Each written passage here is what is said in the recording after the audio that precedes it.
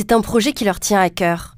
Sarah, Audrey et Charline travaillent depuis 3 ans sur ce qui conditionnera sans doute leur vie future. En mai, les 3 étudiantes infirmières en dernière année de formation s'envoleront 5 semaines pour le Cambodge. Un stage unique qui mêlera apprentissage, soins et humanitaire. On pense revenir avec une sacrée expérience professionnelle, je pense. La base de notre métier, c'est l'adaptabilité. Et quand on va dans des services en France, c'est vrai que même si c'est jamais les mêmes services, le même hôpital, c'est un peu toujours la même chose.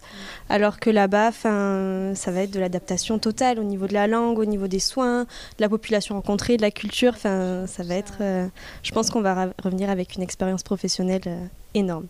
Et humaine aussi. Ouais. Humaine aussi. On est toute jeune, on a 20 ans. Je pense qu'on va prendre une grande maturité là-bas et se rendre compte de la chance du système français en fait.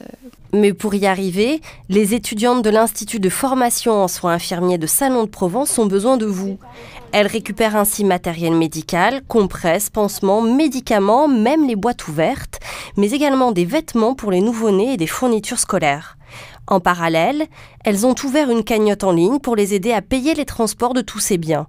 Coût global de l'opération, 6 000 €. C'est surtout sur les frais de bagage. Après, si on a en plus pour acheter d'autres choses, c'est encore mieux. Mais c'est vrai que le bagage à 150 € supplémentaires, on a des petits budgets et que ça revient vite cher. C'est super parce que tout le monde nous apporte plein de choses. Mais bon, pour les ramener là-bas, on a aussi besoin d'argent. Une expérience extraordinaire comme le pressent la coordinatrice des instituts du groupement de coordination sanitaire du Pays d'Aix pour le site de Salon de Provence. Ça leur permet à la fois de mettre une base limite en dessous de laquelle elles vont refuser d'aller en termes d'exercice.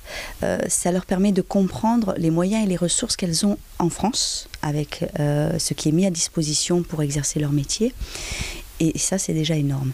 Ça leur permet de retrouver finalement autrement, d'une autre manière, toute une approche relationnelle et un cœur soignant dans d'autres pays, auprès d'autres soignants.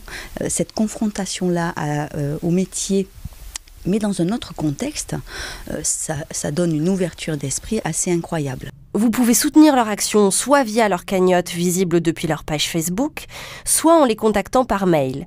Et comme elles aiment le dire, il n'y a pas de petits gestes. Le moindre geste compte. Ouais.